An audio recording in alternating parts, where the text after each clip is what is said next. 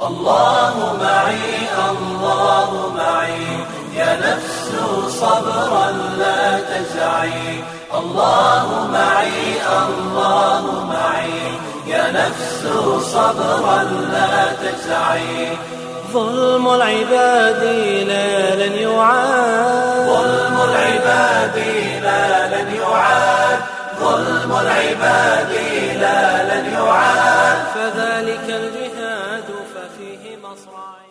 السلام عليكم ورحمة الله وبركاته.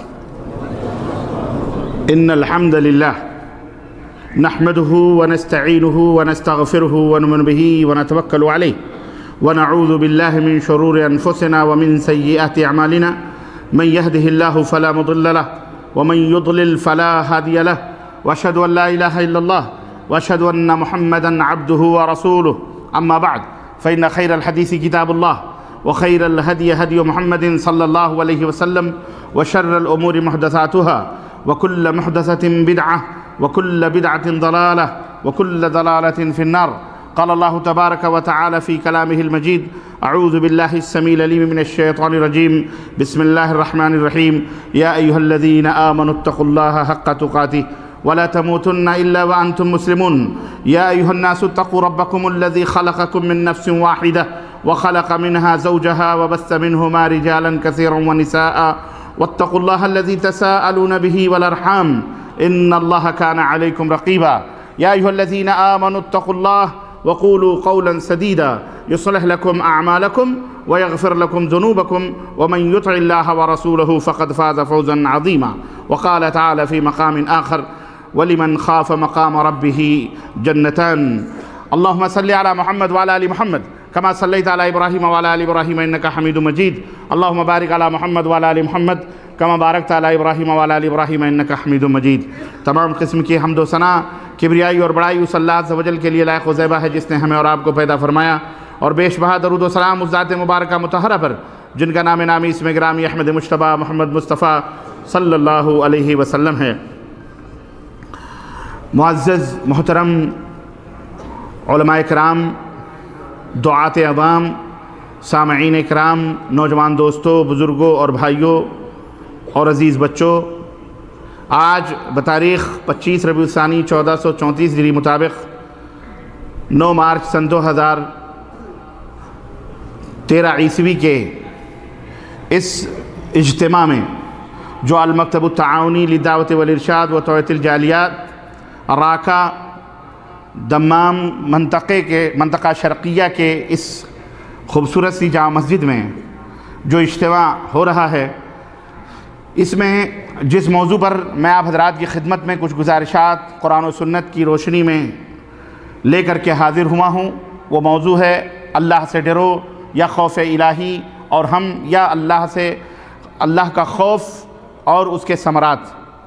اللہ عز و جل سے دعا ہے کہ اللہ تبارک و تعالی ہمیں اس موضوع کو ما لہ ما علیہ اور اس موضوع کو کما حقہ آپ کی خدمت میں رکھنے کی توفیق عطا فرمائے، اور اللہ ہمیں کہنے اور سننے سے زیادہ عمل کی توفیق عطا فرمائے، اور اللہ عز و جل ہمارے دلوں کو اپنی خشیت اور اپنے خوف کا مرکز بنائے، اور اللہ رب العزت ہمارے دلوں میں اپنا ڈر پیدا فرمائے، اور اللہ تبارک و تعالی ہم سب کو جنت الفردوس میں جگہ عطا فرمائے، آمین یا رب العالمین۔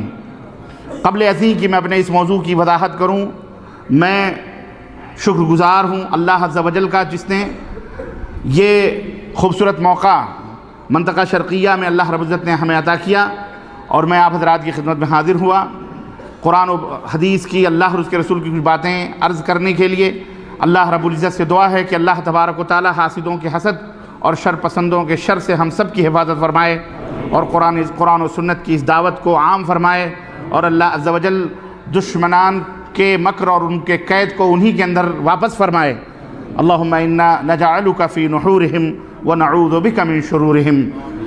اللہم انصر من نصر دین نبیک محمد صلی اللہ علیہ وسلم وجعلنا منہم، واخذل من خذل دین نبیک محمد صلی اللہ علیہ وسلم ولا تجعلنا منہم، آمین یا رب العالمین۔ میں اس کے بعد شکر گزار ہوں اپنے فاضل گرامی قدر دوست بھائی شیخ پرویز عالم حفظہ اللہ کا، جو اس مکتب کے داعی ہیں اور یہاں کے مدیر کا اور متعاونین کا اور دیگر ذمہ داران کا کہ جنہوں نے یہ موقع دیا اور میں آپ حضرات کی خدمت میں حاضر ہوا۔ اس کے بعد اپنے تمام علماء کرام کا جو مختلف جالیات سے اور مختلف جبیل سے، خبر سے، دمام سے اور قرب و جوار کے مکاتب سے الحمدللہ تشریف لائے، بالخصوص ہمارے شیخ محترم جو ہم سب کے سینئر اور ہم سب کے استاذ کی حیثیت رکھتے ہیں، شیخ محترم فاضل گرامی قدر، آپ سب جانتے ہیں، ابو عدنان شیخ منیر قمر حفظہ اللہ، جو کافی مؤلفات جن کی ہیں اور کافی کتابیں اور کافی کیسٹیں، کافی سیڈیاں اور کافی جہود ہیں برسوں کی۔ جب ہم طالب علم تھے اس وقت آپ کی جہود تقریباً 25-30 سال سے جاری اور ساری ہیں۔ صرف یہی نہیں، خلیج کے ہر گوشے میں اور دنیا کے ہر گوشے میں الحمدللہ آپ کے جہود ہیں۔ ان کا میں شکر گزار ہوں کہ وہ آج ہمارے درمیان تشریف رکھتے ہیں اور موجود ہیں، اور ان کی صدارت میں یا ان کی موجودگی میں ہم کچھ کلمات آپ حضرات کی خدمت پہ رکھ رہے ہیں۔ اللہ عز و جل شیخ محترم کے جہود کو قبول فرمائے اور آپ کے سائے کو اللہ ہم سب کے اوپر دراز فرمائے، اور ہمارے اخوان اور ہم سب کو اللہ تبارک و تعالیٰ اس نگرانی میں مزید دین اسلام کی خدمت کرنے کی توفیق عطا فرمائے، آمین یا رب العالمین۔ میں اس کے بعد آپ تمام سامعین کا بھی شکر گزار ہوں کہ آپ حضرات نے مختلف جگہوں سے سب کچھ ترک کر کے یہاں آپ تشریف لائے اور آپ نے مشقتیں برداشت کی۔ اللہ تبارک و تعالیٰ اسے قبول فرمائے، اور آپ کے قدموں کے نیچے جو دھول پڑے ہیں اللہ اس سے کہیں زیادہ برکتیں اور نعمتیں اور اپنی رحمتیں اور اجر و ثواب آپ کے نام اعمال میں اللہ تبارک تحریر فرمائے، اور اللہ عز و جل ہم سب کے خطاؤں کو اور گناہوں کو معاف فرمائے، آمین یا رب العالمین۔ دوستوں اور بھائیوں، آج کا موضوع بڑا اہم اس معنی کر ہے کہ یہ بڑا اساسی اور بڑا بنیادی موضوع ہے۔ یہ چیز اللہ کا خوف، اللہ کی خشیت، اللہ کا ڈر جس دل کے اندر پیدا ہو جائے، یوں سمجھ لو وہ آدمی اللہ کا ولی، اللہ کا دوست بن جاتا ہے۔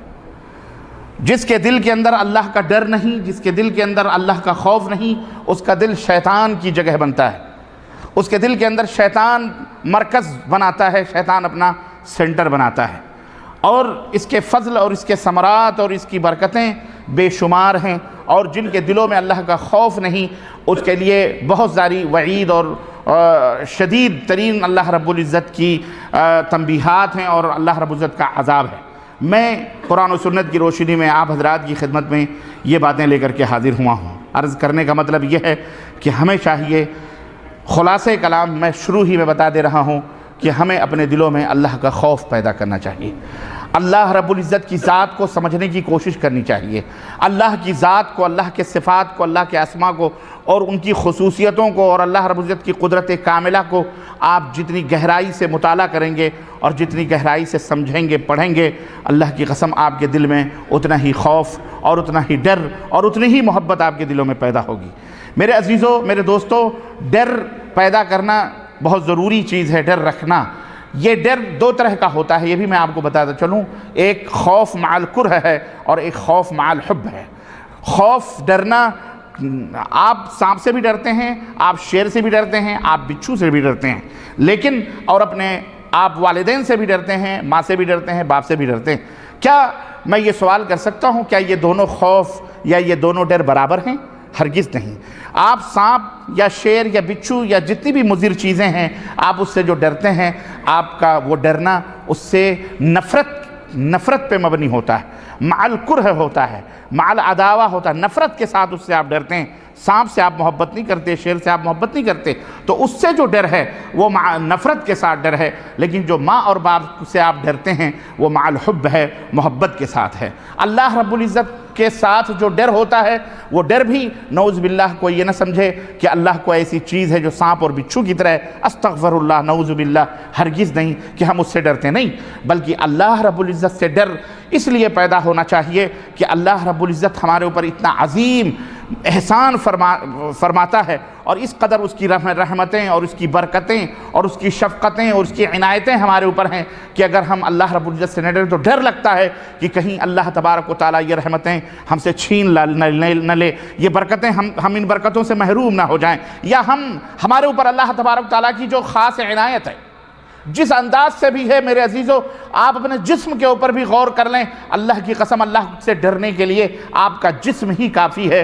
ایک ایک عضو پر، ایک ایک حصے پر اللہ کی برکتیں رحمتیں اتنی ہیں کہ اگر آپ سوچ لیں تو آپ کے دل کے اندر ایک طوفان محبتوں کا امٹ پڑے گا اللہ رب العزت سے، اور خوف زدہ ہو جائیں گے کہ کہیں ایسا نہ ہو کہ اللہ ہماری بصارتیں چھین لے، اللہ ہمارے کانوں کی سماعتیں چھین لیں۔ گانا سنتے وقت آپ ڈر جائیں گے کہ کہیں اللہ ہمارے کانوں کو بہرا نہ کر دے۔ آپ گندی چیز دیکھتے ہوئے، بری چیز دیکھتے ہوئے آپ خوف زدہ ہو جائیں گے کہ کہیں اللہ تعالیٰ آپ کی آنکھوں کی بصارت نہ چھین لے۔ ایسے موقع پر غلط کام کرتے ہوئے، غلط حرکتیں کرتے ہوئے آپ کے دل کے اندر ایک خوف پیدا ہو جائے گا کہ کہیں اللہ تبارک و تعالیٰ ہمارے ہاتھوں کو شل نہ کر دے، ہمارے پاؤں کو اپاہج نہ بنا دے، ہمارے دل کی دھڑکنیں نہ بند کر دے۔ غرض کہنے کا مطلب یہ ہے کہ اللہ عز و جل کی قدرت کاملہ اور اللہ رب العزت کے بارے میں جتنی گہرائی آپ کو اس کا علم ہوگا، معرفت ہوگی، اور یہ کونین، یہ جو کائنات ہے، یہ جو چاند اور سورج اور زمین اور آسمان، ان کے اوپر زیادہ سے زیادہ جب غور کریں گے تو اللہ سے محبت زیادہ سے زیادہ پیدا ہوگی۔ میرے عزیزو، آج یہ گوہر اور یہ جوہر ہمارے دلوں سے مفقود ہوتا جا رہا ہے۔ اللہ کا خوف ہمارے دلوں سے اٹھتا جا رہا ہے، اور اس کی بنیادی وجہ اور بنیادی سبب یہ ہے کہ شیطان لعین کا زبردست ہمارے دلوں کے اوپر جو ہے حملہ ہو رہا ہے۔ چاروں طرف سے ہمیں ہر اعتبار سے بے خوف کرنے کی کوشش کی جاتی ہے، ہر اعتبار سے ہم کو مختلف ریزن اور مختلف اس کے اسباب بیان کر کے اللہ رب العزت سے ہم کو دور کرنے کی کوشش کی جاتی ہے۔ اگر ہم یہ سوچیں کہ اس کائنات کے اندر جو کچھ بھی ہوتا ہے سب اللہ تبارک و تعالیٰ کے حکم سے ہوتا ہے، اور اللہ ہی نفع اور نقصان کا مالک ہے، اور اللہ ہی خیر اور شر کا خالق ہے، ہمارے ساتھ جو کچھ بھی ہوتا ہے سب کا کرنے والا اللہ تبارک و تعالیٰ ہی مسبب الاسباب ہے، وہی سب کچھ کرتا ہے، تو آپ کو یقیناً اللہ تبارک و تعالیٰ کے بارے میں بہت ساری چیزوں یعنی اللہ کا خوف آپ کے دل کے اندر پیدا ہوگا۔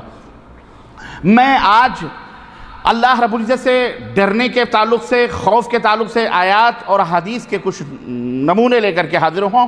سلف کے بھی کچھ نمونے واقعات اس تعلق سے ہیں جو ہمارے دلوں کو رقت دلوں میں پیدا کرنے کے لیے، اسے نرم کرنے کے لیے یقیناً جو ایک اہم رول ادا کریں گے۔ میں آپ کی خدمت میں وہ چند دو چار واقعات میں آپ کی خدمت میں بھی رکھوں گا۔ سر دست آئیے قرآن کریم میں اللہ سے ڈرنے یا اللہ کا خوف دلوں کے اندر پیدا کرنے کا اجر اور اس کا فضل اور اس کا ثواب کیا ہے، اور اللہ کی خشیت اور اللہ کو سوچ کر اللہ سے ڈرنے کا اور رونے کا، آنکھوں میں آنسو آنے کی کیا عظمت ہے اور کیا اس کی بڑائی ہے اور کیا اس کا اجر ہے۔ آئیے کچھ باتیں میں آپ کی خدمت میں رکھتا ہوں۔ رب ذوالجلال کا ارشاد ہے سورہ الرحمن آیت نمبر 46 جو میں نے تلاوت کی۔ اللہ نے فرمایا وَلِمَنْ خَافَ مَقَامَ رَبِّهِ جَنَّتَانِ وَلِمَنْ خَافَ مَقَامَ رَبِّهِ جَنَّتَانِ، جو شخص اور وہ شخص جو اللہ کے سامنے کھڑے ہونے سے ڈر گیا۔ اللہ کے سامنے کھڑا ہونا ہے ہم مسلمانوں کا ایک عقیدہ ہے اور بڑا اہم عقیدہ ہے کہ ہر شخص کو اللہ کے سامنے کھڑا ہونا ہے۔ لیس بینہ و بین اللہ ترجمان، اللہ اور اس کے درمیان کوئی ترجمان، کوئی ٹرانسلیٹر نہیں ہوگا۔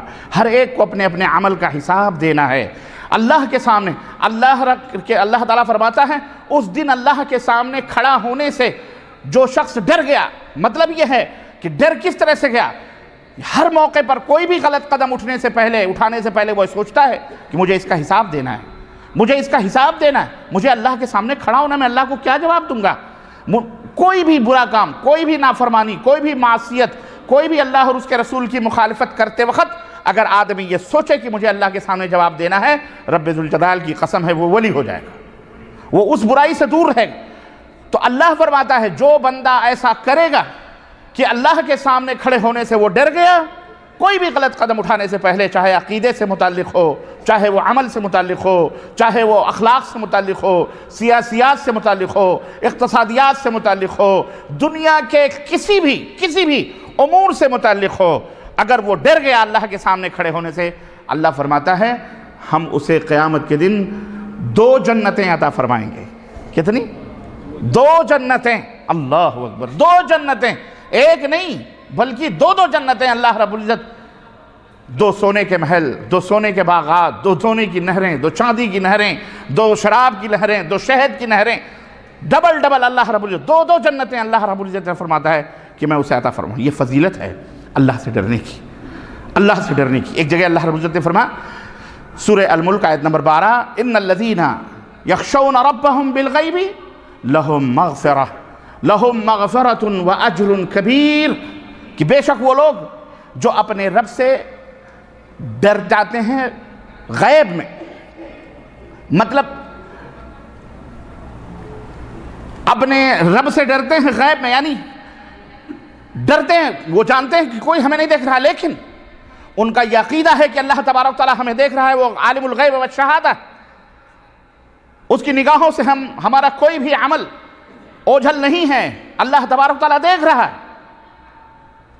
جو ڈرتے ہیں، اللہ فرماتا ہے لہم مغفرہ، ہم ان کے گناہوں کو معاف فرما دیں گے، وَأَجْرٌ کبیر، اور ان کے لیے بہت بڑا اجر ہے، وہ بہت بڑا اجر اور ثواب ہے۔ امام ترمذی نے اپنی سنن کے اندر سند صحیح کے ساتھ اس حدیث کو حضرت ابو ہریرہ رضی اللہ تعالیٰ عنہ سے روایت کیا ہے۔ وہ کہتے ہیں کہ ان النبی صلی اللہ علیہ وسلم قال، کہ اللہ کے رسول صلی اللہ علیہ وسلم نے فرمایا لا یلج النار رجل بکا من خشیت اللہ حتی یعود اللبن فی الضرع ولا یجتمع غبار فی سبیل اللہ ودخان جہنم، صحیح الجامع حدیث نمبر 7778، کہ نبی کریم صلی اللہ علیہ وسلم نے فرمایا کہ جو بندہ اللہ کے خوف سے رو دے، اس کی آنکھوں میں اللہ کے ڈر سے آنسو آ جائے، خشیت سے، خوف سے، وہ جہنم میں داخل نہیں ہو سکتا، یہاں تک کہ دودھ جو تھن سے نکالا گیا ہے وہ دودھ دوبارہ تھن میں واپس نہ چلا جائے، یعنی نہ تھن نکلا ہوا دودھ تھن میں واپس جائے گا، اور نہ ہی وہ بندہ جہنم میں جس کی آنکھوں سے آنسو کے قطرے ٹپک گئے اللہ کے خوف سے، اللہ کی خشیت سے۔ اللہ کے رسول صلی اللہ علیہ وسلم فرماتے ہیں تھن میں دودھ واپس نہیں جا سکتا، اسی طرح سے وہ بندہ بھی جہنم میں، اسی طرح سے اللہ کے راستے میں قدموں کے اندر جو دھول لگتے ہیں، اللہ کی طرف بڑھنے میں، اللہ کے راستے میں سفر کرنے میں، اللہ کے راستے میں جہاد کرنے میں، اللہ کے راستے میں اللہ کی اطاعت و فرمانبرداری کرنے میں جو غبار لگتے ہیں، وہ غبار اور جہنم کا دھواں، یہ دونوں اکٹھا نہیں ہو سکتے۔ مطلب یہ ہے کہ جو لوگ اللہ کے راستے میں چلتے ہیں، اللہ کے راستے میں اپنی زندگی کا سفر طے کرتے ہیں، ان کے راستوں میں جو غبار اڑتے ہیں، یہ کبھی ایسے بندے جہنم میں داخل، انہیں جہنم کا دھواں نہیں لگ سکتا ہے۔ اللہ تعالی ہم سب کو جہنم کے دھوئیں سے اور جہنم کے عذاب سے بچائے، اور اللہ ہم سب کو جنت میں جگہ عطا فرمائے۔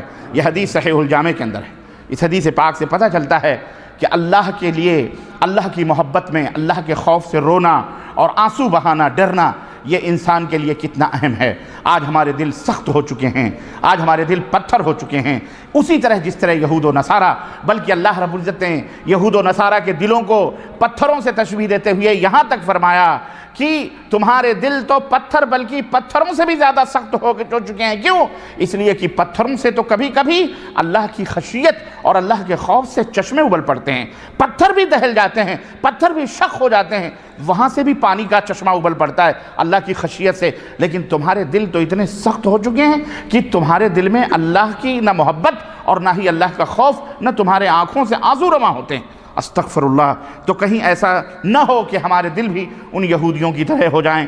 اللہ تعالی ہمیں محفوظ رکھے شیطان کے بلا اور شر سے۔ اسی طرح سے میرے عزیزو، صحیح بخاری اور صحیح مسلم کے اندر وہ حدیث، مشہور حدیث، اللہ اکبر، سبعۃ یظلھم اللہ فی ظلہ یوم لا ظل الا ظلہ۔ اللہ کے رسول صلی اللہ علیہ وسلم نے فرمایا کہ 7 آدمی قیامت کے دن اللہ کے عرش کے سائے کے نیچے ہوں گے، جس دن عرش کے سائے کے سوا کوئی سایہ نہ ہوگا۔ اس دن زمین تابے کی ہوگی، زمین تابے کی ہوگی۔ عبداللہ ابن عباس رضی اللہ تعالیٰ عنہ فرماتے ہیں ایک دوسرے کے قدموں پہ قدم رکھ کر کے لوگ کھڑے ہوں گے، لوگوں کا پسینہ ان کے اعمال کے حساب سے، کسی کا پسینہ پڈلی تک، کسی کا پسینہ رانوں تک، کسی کا پسینہ کمر تک، کسی کا پسینہ چھاتیوں تک، کسی کا پسینہ ان کے ہونٹوں تک۔ جس طرح گھوڑے کے منہ میں لگام لگے رہتے ہیں، اسی طرح سے لوگ اپنے اپنے پسینوں میں اللہ کے حساب و کتاب کا انتظار کر رہے ہوں گے۔ اس دن وہ عالم ہوگا کہ سورج کی تپش اور اس کی گرمی، اللہ اکبر، لوگوں کو بھون رہی ہوگی، لوگوں کو جلا رہی ہوگی۔ اس دن کوئی سایہ نہیں ہوگا، ہاں ایک مقام ہوگا جہاں اللہ کے عرش کا سایہ ہوگا۔ اللہ رب العزت نے فرشتوں سے فرمائے گا جاؤ فلاں فلاں لوگوں کو، 7 قسم کے لوگوں کا ذکر فرمایا، میں ان تفصیلات میں نہیں جانا چاہتا، لیکن ان تفصیلات میں سے ان 7 لوگوں میں سے اللہ کے حبیب صلی اللہ علیہ وسلم نے اس ایک خوش نصیب بندے کا بھی ذکر کیا ہے جو آج میرے اس موضوع سے متعلق ہے۔ اللہ کے رسول صلی اللہ علیہ وسلم نے فرمایا وَرَجُلٌ ذَكَرَ اللَّهَ خَالِيًا فَفَاضَتْ عَيْنَاهُ، کہ اس آدمی کو بھی اللہ فرمائے گا میرے فرشتوں جاؤ میدان سر محشر ان لوگوں کو بھی، چاہے وہ مرد ہوں یا عورتیں ہوں، انہیں بھی جاؤ بلا کر کے لاؤ میرے بندوں میں سے کہ جنہوں نے تنہائیوں میں مجھے یاد کیا، تنہائیوں میں میرا ذکر کیا، کبھی اکیلے میں میری یاد آئی تو ان کی آنکھوں سے آنسو پھٹ پڑے، ان کی آنکھوں سے آنسو نکل پڑے اپنے رب کی محبت میں یا اپنے رب کے خوف سے۔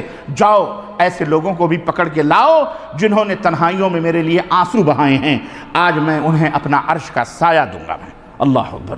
اللہ تعالیٰ دیکھیں آپ یہ کتنا بڑا مقام ہے، یہ کوئی معمولی چیز نہیں ہے، یہ کوئی معمولی چیز نہیں ہے۔ میدان محشر آپ جانتے ہیں 50,000 سنہ، 50,000 برس کا ایک دن ہوگا، ایک دن ہوگا 50 سال، لیکن وہیں پر ہادی برحق صادق المصدوق ہمارے اور آپ کے نبی حضرت محمد الرسول اللہ صلی اللہ علیہ وسلم نے اپنی امتوں کے اپنے نیک اور صالح امتیوں کے لیے یہ بھی خوشخبری دی ہے کہ جو مومن ہوں گے، جو اللہ سے ڈرنے والے ہوں گے، ان کے لیے وہ 50,000 برس کا جو وہ دن ہوگا کیسا لگے گا؟ نبی علیہ السلام نے فرمایا بالکل ما بین العصر والمغرب، عصر اور مغرب کے درمیان کا جو وقت ہے وہی وقت ان کو محسوس ہوگا مومنوں کے لیے۔ اے میرے مسلمان بھائیوں، کیا آپ کا دل نہیں کہتا کہ کیا آپ کا ایمان آخرت پہ نہیں ہے؟ کیا ہمارا ایمان قیامت پہ نہیں ہے؟ کیا ہم ان حقیقتوں کو، ان سچائیوں کو اور ان صداقتوں کو جو نبی کریم صلی اللہ علیہ وسلم نے اپنے بیانات میں بیان فرمائے ہیں اور جو کچھ احادیث میں موجود ہیں، جو قرآن کے اندر موجود ہے، کیا ہم ان کے اوپر ایمان نہیں لاتے؟ کب آخر وقت آئے گا کہ ہم ان کو پڑھیں اور ان کو سمجھیں اور ان کے مطابق اپنی زندگیوں کو گزاریں؟ اللہ کی قسم ہے تم اللہ سے جتنا قریب ہوگے اللہ تمہیں اتنا ہی معزز دنیا کے اندر بنائے گا۔ ہم اللہ سے جتنے ہی اللہ کا قرب حاصل کریں گے، اللہ کی قسم دنیا ہم جتنا ہی اللہ سے خوف کریں گے اور ہمارے دلوں کے اندر جتنی اللہ کا ڈر پیدا ہوگا، ہم سے دنیا اتنی ہی ڈرے گی اور اتنی ہی ان کے دلوں کے اندر ہمارا روب پیدا ہوگا۔ آج ہمارے دلوں سے اللہ کی خشیت ختم ہو گئی، اللہ کا روب، اللہ کا دبدبہ، اللہ کا خوف ختم ہو گیا، اس لیے آج ہم خس و خاشاک کی طرح ہو گئے۔ آج دنیا ہماری ہم سے نہیں ڈرتی ہے، ہم سے ان کو کوئی خطرہ، ان کے خوف نہیں ہے، ہم سے ان کو کوئی خطرہ اور خوف نہیں ہے، بلکہ وہ بے خوف ہیں۔ کیوں؟ اس لیے کہ ہمیں انہوں نے بے پرواہ کر دیا، ہمارے دلوں کے اندر اپنے جراثیم اور اپنے وہی جو ہے اللہ رب العزت سے بے پرواہی کے جو جراثیم ہیں وہ ڈال دیے، اور مختلف طریقوں سے جو ہماری خلوتیں، تنہائیاں جو کبھی ہم اللہ کو یاد کرتے، اللہ کی قسم آج وہ خلوتیں بھی ہم سے چھین لی گئیں۔ جہاں ہمارے اسلاف کھڑے ہو کر تہجد ادا کیا کرتے تھے، قرآن کی تلاوت کیا کرتے تھے، آج رات کی وہ تنہائیاں بھی آج ہمارے نوجوانوں، اے میرے مسلمان بھائیوں، حقیقت میں بتا رہا ہوں، ہمارے گھروں سے وہ تنہائیاں بھی چھین لی گئیں۔ ٹیلی ویژنوں کے ڈبے، شیطانی ڈبے ڈال کر کے آج نیوز اور اخباروں کے بہانے ہماری اولاد کو آج انٹرنیٹ، آج موبائلز، یہ ہمارا بچہ جس کے ہاتھ میں موبائل ہے، آج ٹچنگ موبائل، جناب عالی ہم سے کہتا ہے کہ ہم سونے کے لیے جا رہے ہیں، لیکن بسترے میں بلینکٹ کے نیچے وہ ٹچ کر کے بلینکٹ کیا کرتا ہے، اسے اللہ کا کوئی خوف نہیں، کیونکہ ہم بھی اپنے بیڈ روموں میں ٹیلی ویژنوں کے اوپر بیٹھ کر اپنی آنکھوں کو سینکتے ہیں، اور ہماری بھی انگلیاں جو ہے کیا کہتے ہیں ریموٹ کنٹرول کے اوپر رقص کرتی ہوئی نظر آتی ہیں، ہماری بھی نگاہیں نہ جانے کیا ڈھونڈتی ہیں ان شیشوں میں، نہ جانے کیا تلاش کرتی ہیں۔ ہے میرے مسلمان بھائیوں، کیا اب اللہ سے ڈرنے کا وقت نہیں آیا؟ کیا آپ انتظار کر رہے ہو کہ آپ کے اوپر اللہ کا کوئی قہر نازل ہو جائے؟ اللہ رب العزت رات کی تنہائیوں میں آپ کو جو ہے کیا کہتے ہیں مختلف انداز سے اپنے عذاب مسلط کر دے؟ یہ تو یاد رکھو پچھلی قوموں کی طرح ہم نہیں مٹائے جائیں گے، یعنی زمین نہیں دھسے گی، آسمان سے کوئی پتھر کی بارش نہیں ہوگی، خون کی بارش نہیں ہوگی، میڈکوں کا عذاب نہیں آئے گا، اس میں کوئی شک نہیں، لیکن یہ جو ٹونچیں مار مار کر کے ہمیں مختلف انداز سے مختلف طریقے سے ہمیں تنبیہ کی جا رہی ہے اور ہمارے اوپر عذاب آ رہا ہے، کیا یہ ہمارے لیے کافی نہیں ہے؟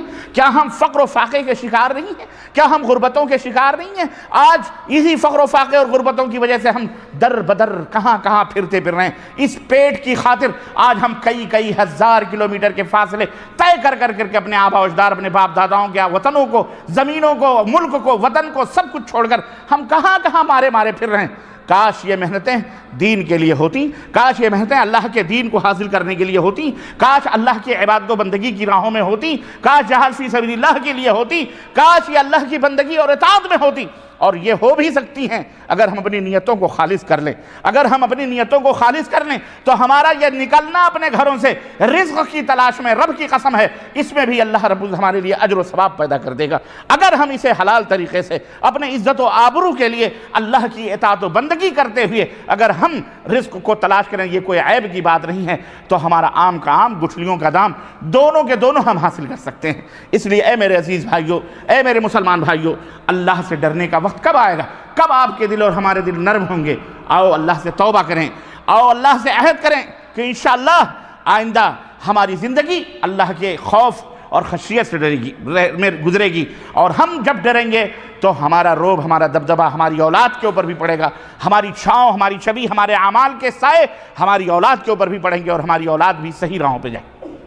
اس لیے آج فتنے کا زمانہ بہت شدید طور پر ہمارے معاشرے اور ہمارے سماج کے اوپر یہ حملہ آور ہو چکا ہے، اور فتنے میں ہم سب پڑ چکے ہیں۔ اس فتنے سے بچنے کا ایک ہی طریقہ ہے کہ ہم اللہ کا خوف اپنے دلوں کے اندر پیدا کریں۔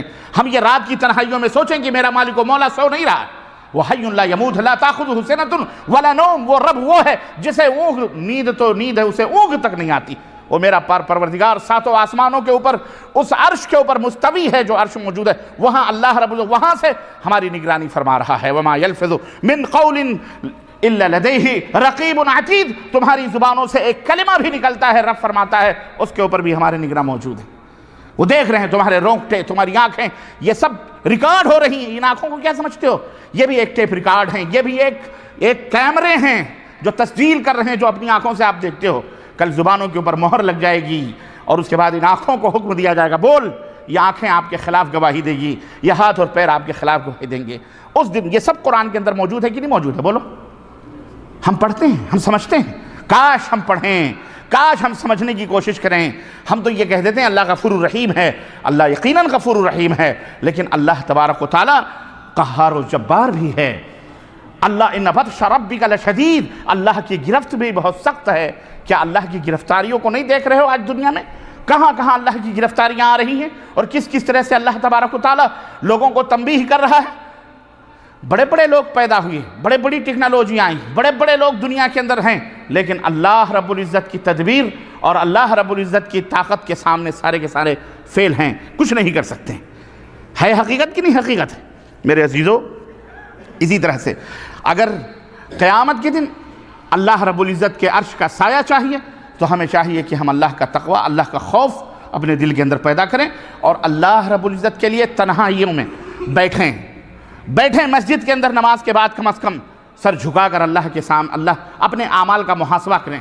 راتوں کو ٹیلی ویژنوں کے بجائے آپ قرآن کی چند آیتیں پڑھ کر اللہ سے اپنے نفس کا محاسبہ کریں۔ کروٹ بدلتے ہوئے آپ اپنے رب کو یاد کریں، سوچیں کہ آج ہم نے دن میں کیا کیا کیا ہے اور کس طرح سے، ورنہ یاد رکھو اللہ کے نبی صلی اللہ علیہ وسلم نے فرمایا کہ انسان کی موت جس حالت میں ہوئی ہے اسی حالت میں اس کا حشر بھی ہوگا، اسی حالت میں اس کا حشر ہوگا۔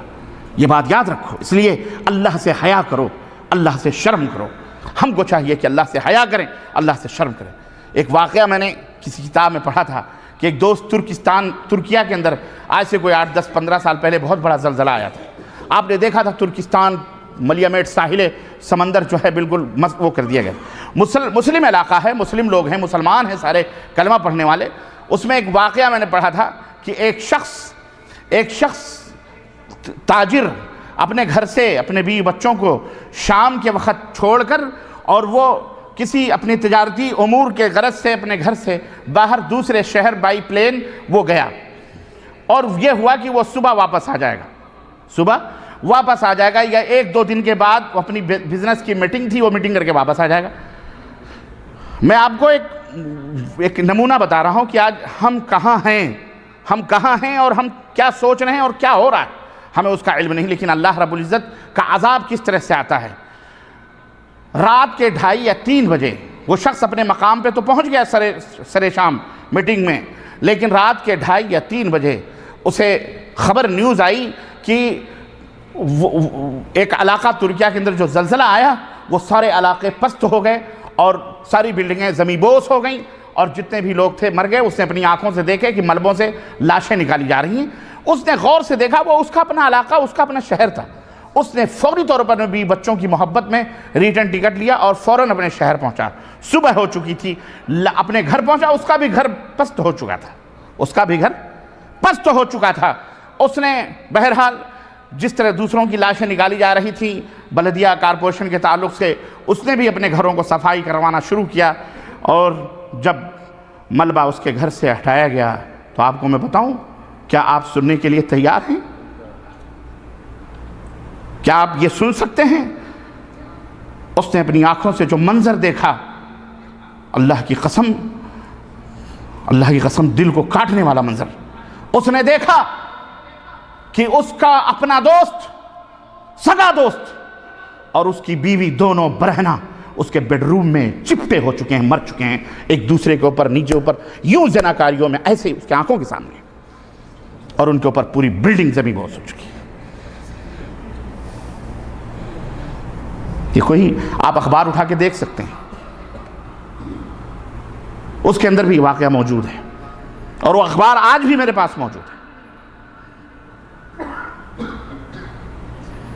ہم کیا سمجھتے ہیں؟ اللہ رب العزت کسی کا انتظار کرتا ہے؟ کسی کے عذاب؟ اللہ رب العزت کا عذاب کسی بھی صورت میں آ سکتا ہے۔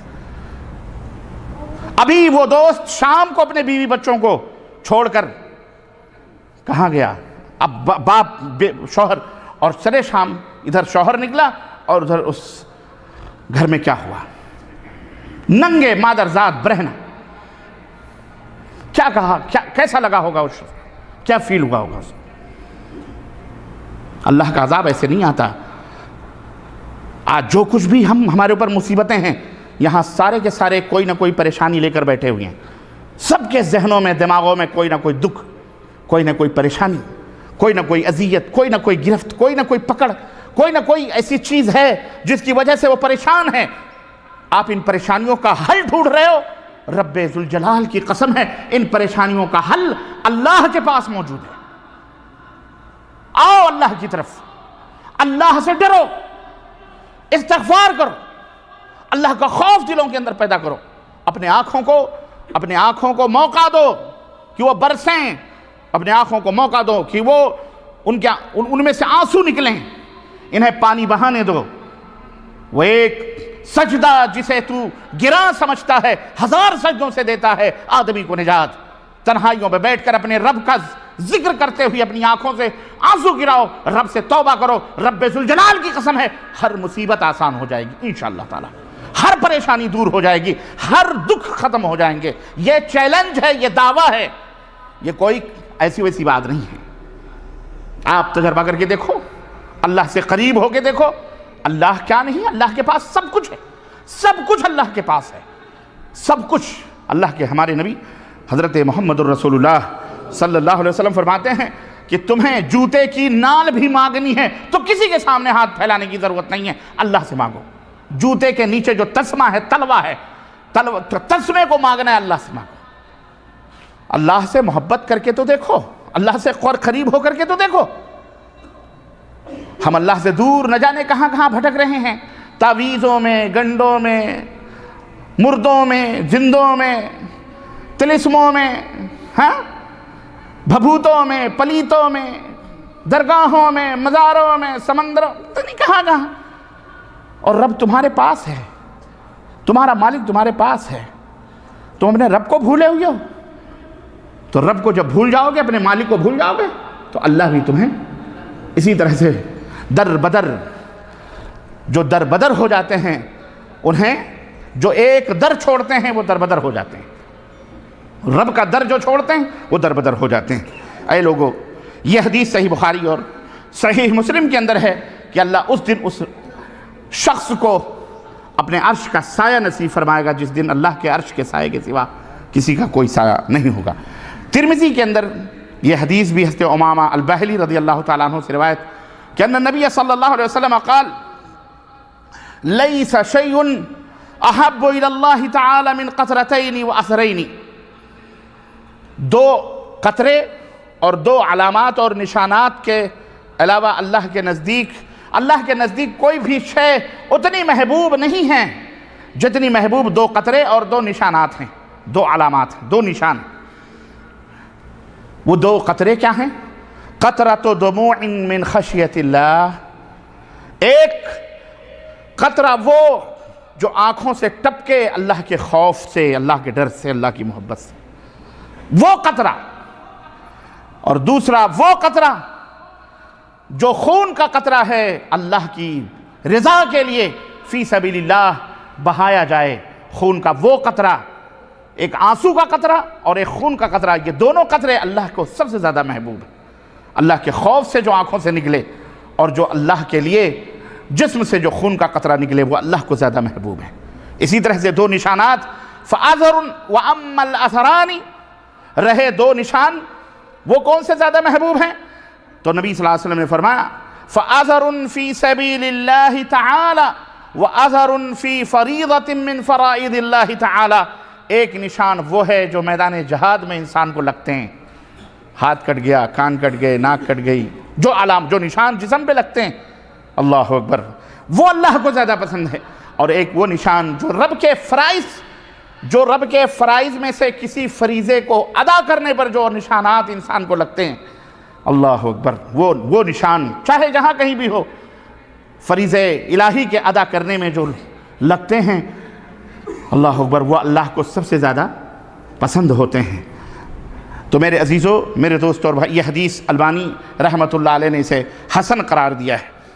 اسی طرح سے اس حدیث کا موضوع سے جو موضع شاہد ہے، جو موضوع سے اس کا اتصال ہے، ربط ہے، وہ یہی ہے کہ اللہ کی خشیت سے جو آنسو نکلتے ہیں وہ اللہ کو سب سے زیادہ محبوب ہوتے ہیں۔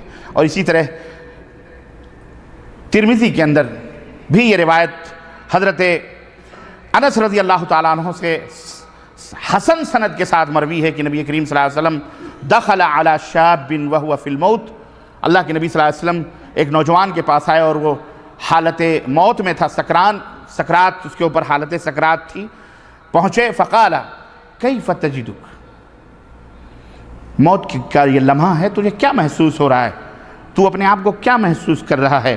قال واللہ یا رسول اللہ انی ارجو اللہ و انی اخاف ذنوبی، تو اس نوجوان نے کہا اے اللہ کے رسول، میں اللہ سے مغفرت کی امید بھی رکھتا ہوں اور میں اپنے گناہوں کی وجہ سے اللہ سے ڈرتا بھی۔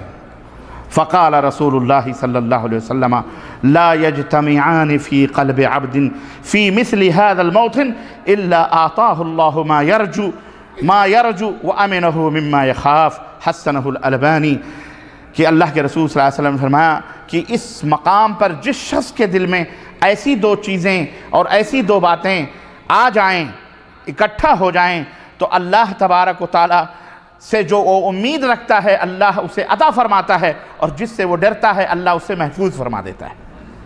گناہوں سے تم ڈرتے ہو تو اللہ تمہیں اس سے مامون فرما دے گا، محفوظ فرما دے گا، اور اللہ سے امید رکھتے ہو تو اللہ تبارک و تعالیٰ تمہیں جو تم نے امید رکھی ہے اللہ تعالیٰ تمہیں وہ عطا فرمائے گا۔ تو اس حدیث پاک سے بھی اللہ کا خوف اور اللہ سے امید، یہ دونوں رکھنے کا ثبوت ملتا ہے۔ اسی طرح سے خوف، اللہ سے ڈرنے کی فضیلتوں میں سے اس کی ایک فضیلت یہ بھی ہے کہ جس کے دل میں اللہ کا خوف پیدا ہوتا ہے، وہ ایسا آدمی گناہوں سے دور رہتا ہے۔ جس کے دل میں اللہ کا خوف پیدا، تو اس کی ایک فضیلت یہ بھی ہے کہ دلوں میں گناہوں سے آدمی دور ہوتا ہے۔ چنانچہ اللہ رب العزت نے فرمایا قل انی اخاف ان عصیت ربی عذاب یوم عظیم، اے میرے حبیب آپ کہہ دو کہ میں اپنے رب کے عذاب سے اس دن جو یوم عظیم ہے میں ڈرتا ہوں، اگر میں اللہ کی نافرمانی کروں تو میں عذاب الہی سے ڈرتا ہوں، اپنے رب کی گرفت سے، اپنے پکڑ سے۔ اے نبی آپ کہہ دو، آپ کہ میں اس دن جو یوم عظیم ہے اس دن اپنے رب کے عذاب سے میں ڈرتا ہوں۔ اسی طرح سے بعض سلف نے فرمایا کہ اذا سکن الخوف فی القلب، اگر دل کے اندر اللہ کا خوف پیدا ہو جاتا ہے، احرق موضع الشہوات منہ، تو تمام جو شیطانی شہوات ہیں، اللہ کا خوف دل میں ہوگا تو وہ ساری شہوتیں جل بھن کے ختم ہو جاتی ہیں۔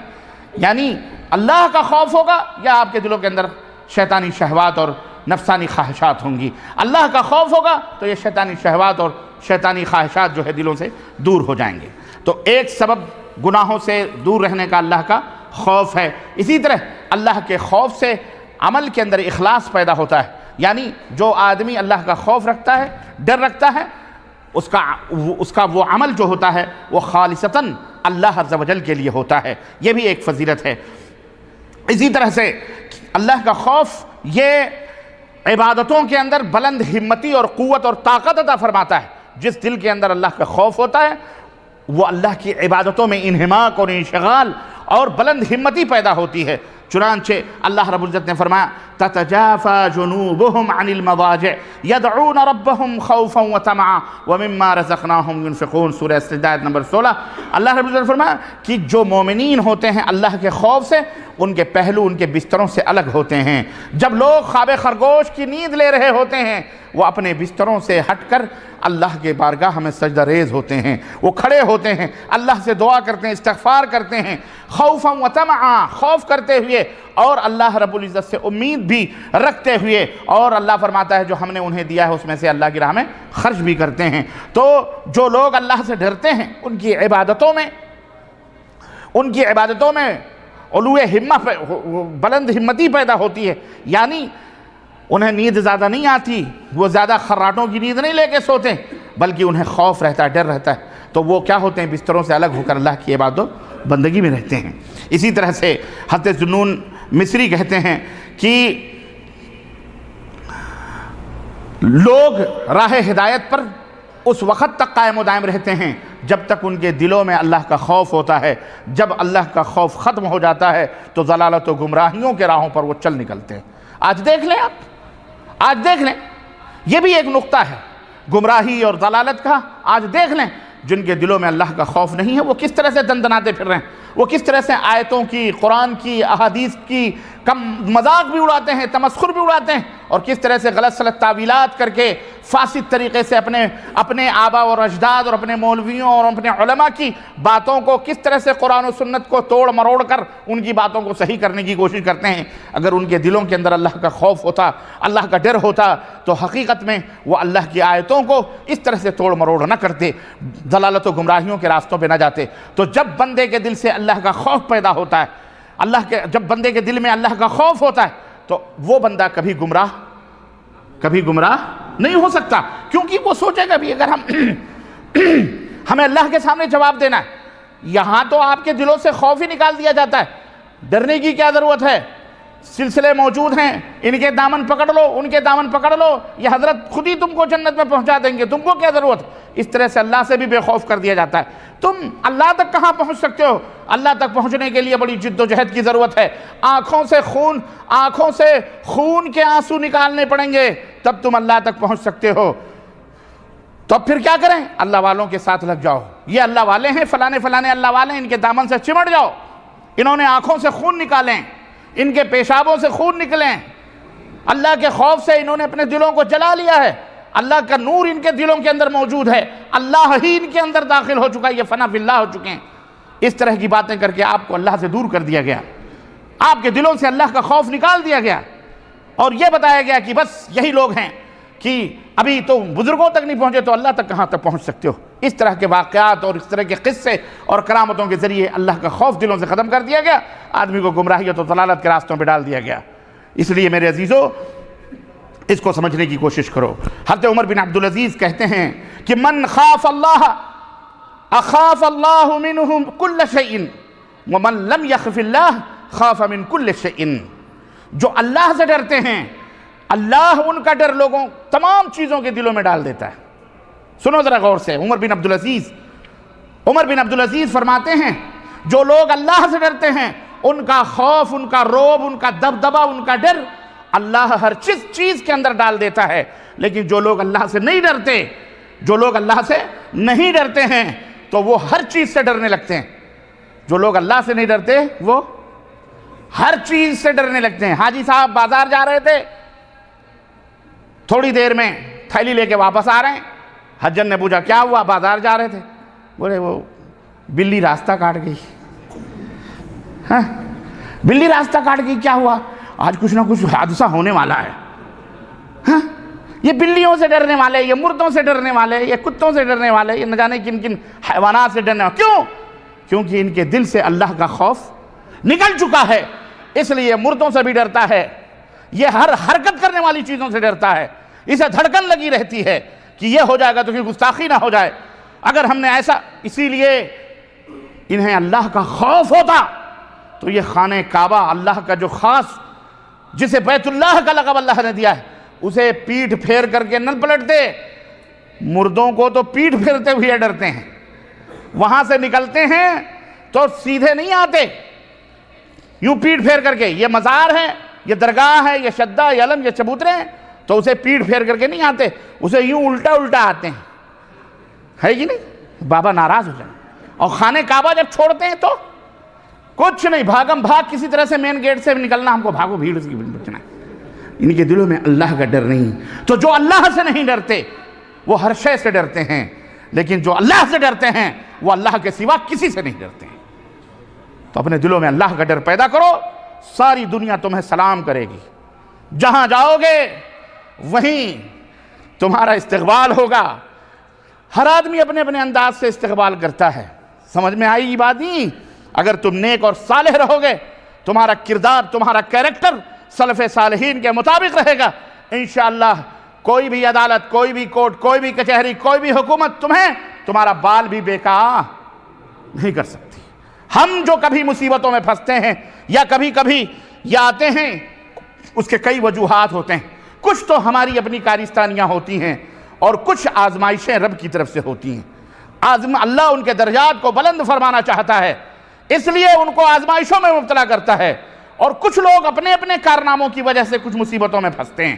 بہرحال دونوں کے اپنے اپنے کردار ہوتے ہیں، لیکن آپ اپنے کردار کو وائٹ رکھو، اللہ کا ڈر رکھو، رب کی قسم ہے اللہ کی اطاعت و فرما۔ کچھ لوگ کہتے ہیں جی وہ ہم اپنے ملکوں میں جاتے ہیں تو ہمیں امیگریشنوں پر یا ایئرپورٹوں پر یا جہاں کہیں بھی جاتے ہیں ہم داڑھی، میں ایک مثال دے رہا ہوں، معاف کرنا، میں یہ نہیں سمجھتا کہ سارا ایمان، سارا اسلام داڑھی ہی کے اندر ہے، ایسی بات نہیں ہے، بلکہ اسلام میں داڑھی ہے، اسلام میں داڑھی ہے، داڑھی میں اسلام نہیں ہے۔ بہت سارے داڑھی لوگوں کو ہم نے دیکھے ہیں جو کہاں کہاں بے آبرو کرتے پھرتے ہیں اپنی داڑھیوں کو، میں ایسے لوگوں کی بات نہیں کرتا، لیکن میں ایک بات کرتا ہوں، یہ اور بات ہے، بدنام کرنے والے کر لیں وہ الگ چیز ہے، لیکن میرے عزیزو بہت سارے لوگ یہ کہتے ہیں کہ جی داڑھی رکھنے سے بڑی مصیبتیں آتی ہیں، پولیس تنگ کرتی ہے، فلانا کرتی ہے، یہ کرتی ہے۔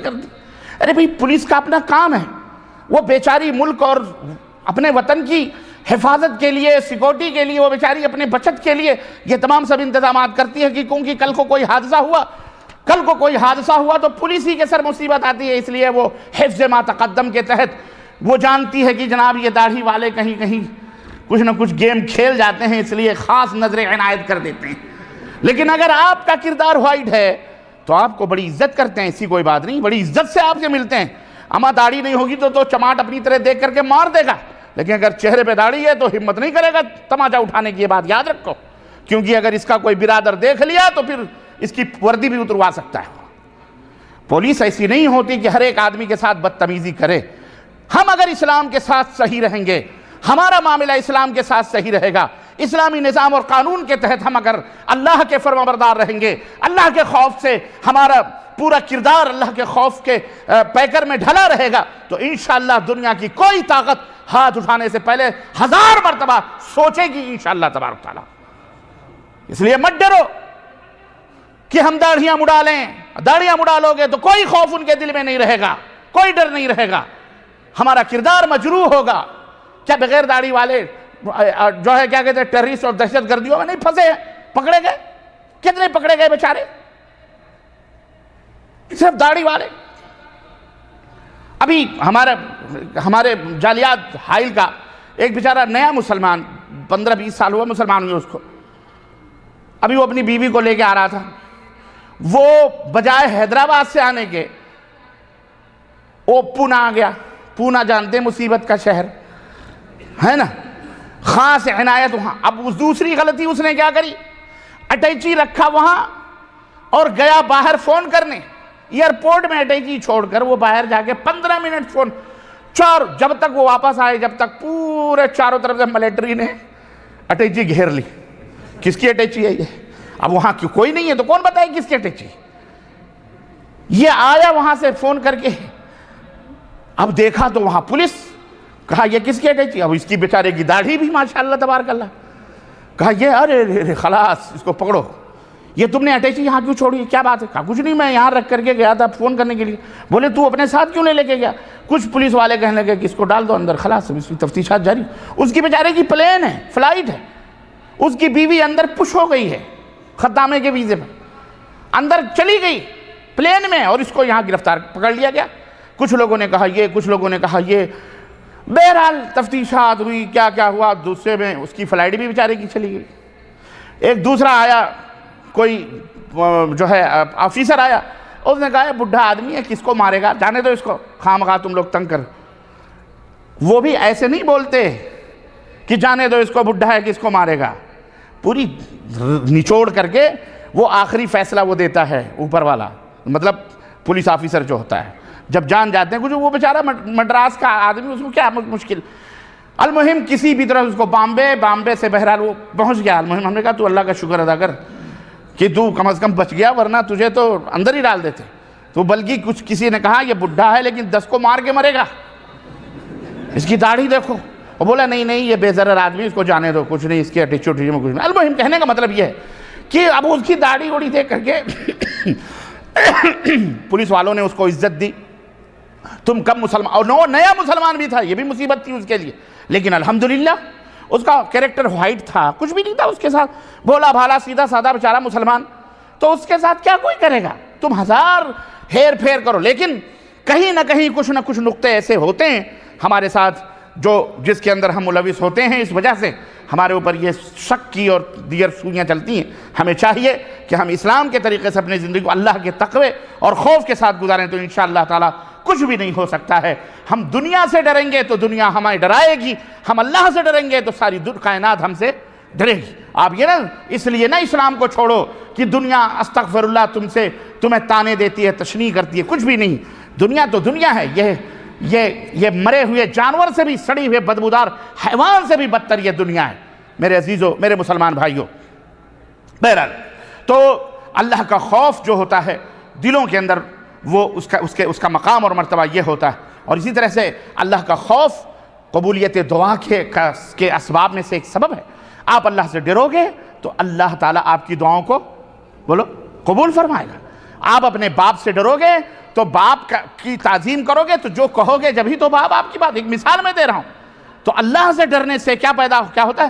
ہماری دعاؤں کے اندر قبولیت پیدا ہوتی ہے۔ ہم دعا مانگیں گے، اللہ ہم کو عطا فرمائے گا۔ آج ایک سبب ہم اللہ سے دعا بھی کیسے کیسے مانگتے ہیں، اللہ اکبر۔ آپ خود غور کر لیں، آپ خود جائیں کل سے مسجدوں کے اندر، دیکھیں لوگ کیسی دعائیں ہمارے ملکوں کے مانگتے ہیں۔ ہاتھ یوں پھیلائے رہیں گے، گھڑی دیکھیں گے، ادھر دیکھیں گے، ادھر دیکھیں گے، یہ دیکھیں گے، مرکہ دیکھیں گے، امام دیکھیں گے، ایسے دعا قبول ہوتی ہے۔ آپ سے کوئی اگر شخص آئے اور کہے کہ مولانا منیر قمر صاحب ہیں، میں کہا مولانا مجھے 10 روپے دے دو، میرا منہ ادھر ہے اور میں ہنسوں، مولانا 10 روپے دے دو، مولانا کھینچ کے تماچا ماریں گے، بیوقوف آدمی ہے، مانگنے کا صحیح مانگ، یہ ایسا کیسے مانگ رہا ہے تو مولانا 10 روپے، ایسے کوئی 10 روپے دیتا ہے؟ ہم آپس میں ایک مثال سمجھیں اللہ سے۔ میرے بھائیوں، جو مانگنے کا سلیقہ ہے اس طرح مانگو۔ در کریم سے بندے کو کیا نہیں ملتا؟ غزوہ بدر کے موقع پر پیغمبر اسلام نے گھٹنے ٹیک دیے، گھٹنے ٹیک کے رب کی بارگاہ ہمیں کھڑے ہو گھٹنوں پہ اللہ سے دعا مانگ رہے ہیں، چادر مبارک آپ کے جسم مبارک سے اتر رہی ہے، ابو بکر سیدھے کر رہے ہیں، رب کے بارگاہ میں گریہ بزاری کے ساتھ گڑ گڑا رہے ہیں، تب اللہ نے آسمان سے فرشتے بھیجے۔ ہم چاہتے ہیں کہ یوں ٹھنڈے پیٹ اللہ کی مدد آ جائے، ایسے نہیں ہوتی، ایسے نہیں ہوتے۔ اللہ کی مدد آتی ہے، اللہ کی مدد چاہیے تو تم اللہ کی مدد کرو، اللہ سے مانگو اس طرح سے جس طرح سے مانگنے کا طریقہ ہے، ساری غربتیں، ساری پریشانیاں انشاءاللہ دور ہو جائیں گے انشاءاللہ تعالی۔ اسی طرح سے اللہ کا خوف جس کے دل کے اندر ہوتا ہے وہی کلام اللہ سے نصیحت حاصل کرتے ہیں۔ اللہ رب العزت نے قرآن کریم کے اندر ارشاد فرمایا، اللہ رب العزت نے قرآن کریم کے اندر فذکر بالقرآن من یخاف وعید، کہ انہیں نصیحت کرو جو اللہ سے ڈرتے ہیں اور اللہ کے وعیدوں سے ڈرتے ہیں۔ وہی لوگ وہی لوگ نصیحت بھی حاصل کرتے ہیں، وہی لوگ قرآن کو سمجھتے بھی ہیں جن کے دلوں کے اندر اللہ کا خوف ہوتا ہے اور ڈر ہوتا ہے۔ اسی طرح اگر غلبہ چاہتے ہو، دشمنوں کے اوپر نصرت چاہتے ہو، فتح چاہتے ہو، تو رب کا خوف اپنے دلوں کے اندر پیدا کرو، یہ بھی ایک سبب ہے۔ اللہ رب العزت نے فرمایا قال رجلان من الذين يخافون انعم الله عليهم ادخلوا عليهم الباب، اللہ اکبر۔ اللہ رب العزت نے فرمایا کہ دو آدمی جن کے اوپر اللہ رب العزت نے انعام کیا تھا، دو آدمی ان میں سے جو اللہ سے ڈرتے تھے، اللہ نے جن کے اوپر انعام کیا تھا، انہوں نے کیا کہا اپنی قوم سے؟ جاؤ اس شہر کے اندر داخل ہو جاؤ، اللہ پہ بھروسہ کرو، اگر تم مومن ہو تو انشاءاللہ تم ہی غالب رہو گے۔ مطلب یہ ہے کہ اللہ کا خوف دل کے اندر پیدا ہوگا تو دشمنوں پر غلبہ کون عطا فرمائے گا؟ اللہ۔ توکل کرو اللہ پر، ایمان رکھو، اللہ کا ذکر کرو اور ڈٹ جاؤ، اللہ تبارک تعالیٰ تمہیں غالب کرے گا انشاءاللہ تبارک تعالیٰ۔ ہتھیار وہ اقبال نے کہا تھا کہ مومن ہے کافر ہے تو شمشیر پہ کرتا ہے بھروسہ، اور مومن ہے تو بے تیغ بھی لڑتا ہے سپاہی۔ اللہ اکبر۔ مومن ہے تو نبی کائنات نے لڑتے لڑتے حضرت عکاشہ ابن محصن غزوہ بدر کے موقع پر ہوا کیا؟ تلوار ٹوٹ گئی، نبی کائنات کی خدمت میں حاضر ہوئے، جھوپڑی میں جو اللہ کے نبی جہاں اللہ سے دعا کر رہے تھے، کہنے لگے آقا مارتے مارتے کافروں کو تلوار ٹوٹ گئی۔ آقا علیہ السلام نے کھجور کی ٹہنی نکالی اور کہا جاؤ اس کھجور سے ان کی مرمت کرو۔ حضرت عکاشہ ابن محصن کہتے ہیں کھجور کی ڈنڈی لے کر جب میں میدان جنگ میں پہنچا اور میں نے حملہ کیا تو وہ کھجور کی ڈنڈی تیز اور ترار تلوار بن گئی، اور وہ تلوار بھی باقی رہی۔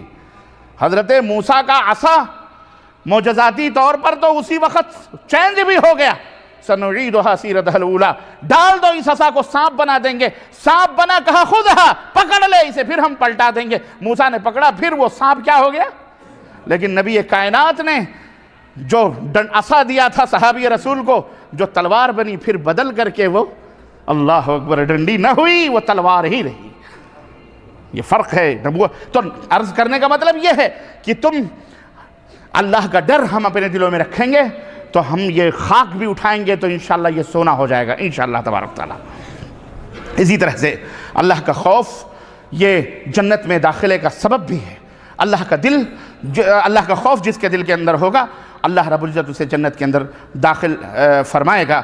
اللہ صحیح سند کے ساتھ ابو ہریرہ رضی اللہ تعالیٰ عنہ کی حدیث ان النبی صلی اللہ علیہ وسلم قال من خاف ادلج ومن ادلج بلغ المنزل۔ اللہ اکبر۔ جو اللہ سے ڈرتا ہے جنت میں جانے کا سبب، داخل ہونے کا، جو جنت میں جو اللہ سے ڈرتا ہے وہ صبح سویرے اٹھتا ہے، اور جو صبح سویرے اٹھتا ہے وہ منزل تک وہ پہنچتا ہے۔ یعنی کہ آپ جاگتے سوتے رہیں، سویرے اٹھتا ہے، سویرے کام شروع کرتا ہے۔ شیخ یہی ہے نا، سویرے کام شروع کرتا ہے، وہ منزل تک پہنچتا ہے۔ سفر کرنے والا مسافر وہ اپنے منزل کو اپنے پیش نظر رکھتے ہوئے آگے بڑھتا ہے۔ اور الا ان سلعۃ اللہ غالیہ، الا ان سلعۃ اللہ الجنہ۔ تم جنت کا سفر، جنت کی طرف جانا چاہتے ہو، سنو اللہ کا جو سامان ہے، سلع، اللہ کا جو سامان ہے یہ بہت قیمتی ہے، اور اللہ کا وہ قیمتی سامان کیا ہے؟ اللہ کی جنت ہے۔ جنت حاصل کرنا چاہتے ہو تو اللہ کا خوف اپنے دل کے اندر پیدا کرو، اپنے دل کے اندر، مطلب خوف پیدا ہوگا تو صبح سویرے تم اٹھو گے، ہر معاملات کے اندر، ہر چیز کے اندر تم اللہ رب العزت کی اطاعت و بندگی کے اندر آگے بڑھو گے۔ اسی طرح سے یہ چند فضائل تھے۔ اب آئیے میں آپ کو ایک اور بات بتاؤں کہ اللہ رب العزت سے ڈرنے کی کچھ علامتیں کیسے پتہ چلے کہ اس کے دل میں یا ہمارے دل میں۔ ہم خود ایک میزان آپ کو دیتے ہیں، ہم سب کے لیے ایک ترازو ہے، کیسے پتہ چلے گا کہ ہم اللہ سے ڈرتے ہیں؟ کیسے پتہ چلے گا؟ آج بہت سارے لوگ ہیں ٹوپیاں دیکھ کر، جبے چبے دیکھ کر، ہے نا، عصا اور تسبیح اور مسلح دیکھ کر یہ سوچتے ہیں بہت بڑا اللہ سے ڈرنے والا بندہ ہے، حالانکہ وہ سب سے بڑا شعبدے باد اور فراڈی نکلتا ہے۔ ایسا ہوتا ہے کہ نہیں ہوتا؟ ہاں، تو کیسے پتہ چلے گا کہ یہ بندہ اللہ سے ڈرتا ہے؟ سنو، اس کی کچھ علامتیں ہیں۔ ایک علامت یہ ہے کہ اس کی زبان کو دیکھا جائے کہ اس کی جھوٹ نہیں بولتا، غیبت نہیں کرتا، چغلی نہیں کرتا، اسی طرح کسی کے اوپر بہتان نہیں لگاتا، جھوٹے بہتان، ہے نا، اسی طرح سے فضول اور فالتو کوئی گفتگو اور بات چیت نہیں کرتا ہے، اسی طرح سے اپنے آپ کو، اپنی زبان کو رب کے ذکر میں ہمیشہ مشغول رکھتا ہے، اٹھتے بیٹھتے اللہ کا ذکر، اللہ کی حمد و ثنا، تلاوت کلام پاک، اور اسی طرح سے علم اور عمل، علم کے مذاکرے اور کتابوں کے درس اور دروس ہمیشہ جاری رکھتا ہے۔ تو زبان، سب سے پہلی چیز کیا ہے؟ زبان دیکھیں، زبان سے وہ گالی گلوچ، چغلیاں، غیبتیں، یہ تمام سب چیزیں تو نہیں کرتا، بلکہ اس کی زبان اللہ کے ذکر میں، تلاوت کلام پاک میں، ان سب چیزوں میں مشغول ہوتی ہے۔ نمبر 2، اس کا دل کیسا ہے؟ کیا اس کے دل کے اندر کسی کے خلاف عداوت، بہتان، دشمنی، اسی طرح سے حسد، آپس میں دوستوں اور بھائیوں میں جو حسد ہوتی، یہ حسد سمجھتے ہیں؟ حسد انسان کے اعمال کو ضائع اور برباد کر دیتا ہے، حسد انسان کے نیکیوں کو مٹا دیتا ہے، اس لیے اس حسد سے بچنا چاہیے۔ اور حسد یقیناً یہ دلوں کی بیماریوں میں بہت بڑی بیماری کا نام حسد ہے۔ حسد کس کو کہتے ہیں؟ حسد کہتے ہیں کہ اپنے بھائی کی نعمت کے زوال کی تمنا کرنا۔ مثلاً کوئی بھائی اچھے پوش پر، اچھی عزت اور اس کی تقریب میں ہے، اللہ تعالیٰ اس کو ضائع کر دے، اس کو برباد کر دے، مجھے دے دے، اس کو کیا کہا جاتا ہے؟ حسد۔ یا اس کے لیے وہ ایسے سازشیں کریں، معاملات کرے، اور اس طرح سے اس کو ذلیل اور رسوا کرنے کے لیے بہتان اور نہ جانے کیا، اس کو کہا جاتا ہے حسد۔ اللہ تعالیٰ ہمارے دلوں کو اس سے محفوظ رکھے۔ تو یہ حسد انسان کو ضائع اور اس کے علم اور عمل کو سب کچھ برباد کر دیتا ہے، اس لیے اس حسد سے بچنا چاہیے۔ اور تیسری چیز ہے نگاہ، اللہ کی پسندیدہ اور اللہ کی معروف اور اللہ کی بھلائی کی چیزوں کی طرف اپنی نظروں کو عادی بنایا جائے، اپنی نگاہوں سے وہی کام دیکھا جائے جو اللہ کو پسند ہو، اللہ کو جو ناپسند ہے اس طرف سے اپنی نگاہوں کو پھیر لیا جائے، اپنی نظروں کو اسے محفوظ کیا جائے، رکھا جائے۔ اسی طرح سے حرام کی طرف، کھانے پینے، کپڑے، ان تمام سب غلط چیزوں کی طرف آپ کی نگاہیں نہیں ہونی چاہیے۔ چوتھی چیز ہے انسان کا پیٹ، کہ اس پیٹ کے اندر حلال کھانا جانا چاہیے، حرام کی کمائی کا کھانا اس پیٹ کے اندر داخل نہیں ہونا چاہیے، کیونکہ یہ بہت بڑا گناہ ہے۔ حرام کھانے سے انسان کا عمل ضائع اور برباد ہو جاتا ہے۔ اسی طرح سے پانچویں چیز ہے انسان کا ہاتھ، یہ ہاتھ صرف اللہ کے خیر اور بھلائی کی طرف بڑھنے چاہیے، حرام چیزوں کی طرف ہاتھ نہیں بڑھنے چاہیے۔ اللہ کی اطاعت اور فرمانبرداری میں آپ کا قدم اٹھنا چاہیے، آپ کا پیر اٹھنا چاہیے، دراز ہونا چاہیے۔ اللہ کے خیر اور اللہ کے فرمانبرداری اور اللہ کی نافرمانی میں ہرگز آپ کے قدم نہیں اٹھنے چاہیے۔ اسی طرح سے انسان کی اطاعت اور فرمانبرداری، کہ آپ کی کس کی اطاعت و فرمانبرداری کرتے ہیں؟ کیا اللہ اور اس کے رسول کی اطاعت و فرمانبرداری کر رہے ہیں، یا کسی انسان یا کسی بندے کی اطاعت و فرمانبرداری کرتے ہیں؟ اگر بندہ اللہ اور اس کے رسول کی اطاعت و فرمانبرداری کرتا ہے تو یہ سمجھا جائے گا کہ یہ اللہ تبارک و تعالیٰ سے ڈرتا ہے، اور اس کے دل کے اندر خشیت اور خوف موجود ہے۔ میرے عزیزوں، میرے دوستو، اس سلسلے میں آپ کو بتاؤں نمونے حضرت انبیاء علیہ السلام کے، سلف صالحین کے بے شمار واقعات اور بے شمار نمونے موجود ہیں۔ میں آپ کو انبیاء علیہ السلام کی تو بات ہی کیا کہنی ہے، اللہ سے وہ کتنا ڈرتے تھے اور کتنا روتے تھے، اس سلسلے میں تو ایک سے ایک روایتیں موجود ہیں۔ حضرت نوح علیہ السلام ہوں یا حضرت آدم علیہ السلام، آپ کو پتہ ہے کہ جنت سے نکالے گئے تو نگاہ آسمان کی طرف نہ اٹھا سکے، اللہ کے خوف، اللہ کے ڈر سے روتے رہے۔ حضرت نوح علیہ السلام کو جب اللہ رب العزت سے دعا کی میرا بیٹا غرق ہو رہا ہے، اللہ بچا لے، اللہ رب العزت نے ڈانٹا اور کہا انی اعوذک ان تکون من الجاہلین، اے نوح خاموش رہو، میں تمہیں نصیحت کرتا ہوں کہ آئندہ تم اس طرح کی فریاد نہ کرنا ورنہ جاہلوں میں سے ہو جاؤ گے۔ یہ تمہارا بیٹا یہ عمل غیر صالح ہے، اس کی شفاعت ہرگز قابل قبول نہیں ہوگی۔ حضرت ابراہیم علیہ السلام کے بارے میں بے شمار اس طرح سے روایتیں موجود ہیں۔ خود نبی کریم صلی اللہ علیہ وسلم کتنا روتے تھے، آپ کو یہ بیان کرنے کی میں نہیں سمجھتا ہوں کہ اس کی کوئی ضرورت ہے۔ حضرت صحابہ کرام رضوان اللہ علیہ اجمعین، چاہے وہ حضرت ابوبکر صدیق ہوں، چاہے وہ حضرت عمر فاروق اعظم ہوں، چاہے وہ اور دیگر صحابہ ہوں، بہرحال واقعات کے واقعات موجود ہیں کہ کس طرح سے اللہ تبارک تعالیٰ سے یہ ڈرتے تھے۔ چنانچہ ایک جگہ حضرت